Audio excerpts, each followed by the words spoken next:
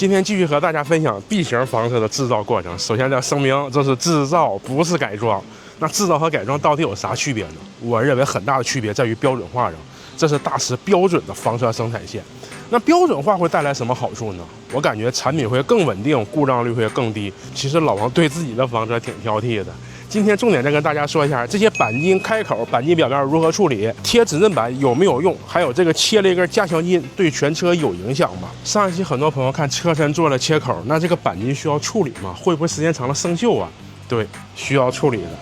这些封口裸露金属的部分全部要重新打密封胶，然后像这些特殊的位置呢，还要做黑胶的加强。每一道封口都要把裸露的金属屏蔽掉。这也是汽车生产的一个标准化流程，所有开过的口一定要用胶封住，不能裸露的钣金露在外面。当然呢，房车厂封的这个胶啊，肯定没有主机厂生产线上做的那么漂亮，但只要动作做到位就可以了。我们主要是为了防腐，效果是不打折扣的。车身开口处理好之后呢，就要进入到保温隔音阶段了。现在这贴的一条条的是指震板，记住，这是指震板，不是隔音板，它是改变声音频率用的。然后指震板呢没有整铺的，这不是在偷工减料，它需要裁成一条一条的去往上铺，因为不同的位置啊、不同的宽窄是为了调整这个声音的频率。有没有效果呢？我给大家实测一下，这是贴完指震板的声音，我再带你看看没贴的，这是没贴指震板的声音，大家听到区别了吗？指震板不是消除噪音，而是要改变噪音的频率。它会听着更深沉，而去掉一些高频的噪音。这有什么作用呢？例如雨点打在车上的声音，在路面上的噪音，以及一些颠簸呀、震动等等，它会整体压低噪音高频的那部分。所以指震板有用吗？指震隔音非常有用，但指震隔音的水也很深。指震板的水其实非常深，分好多种材料，不同的价格。我们这回用的呀是丁基橡胶的，真正丁基橡胶，但这个厚度呢？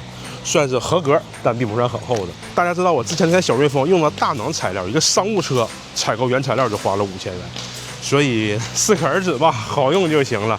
当然材料一定要正规，很多人总担心这个指震板会不会有环保问题啊，会不会说有味道啊？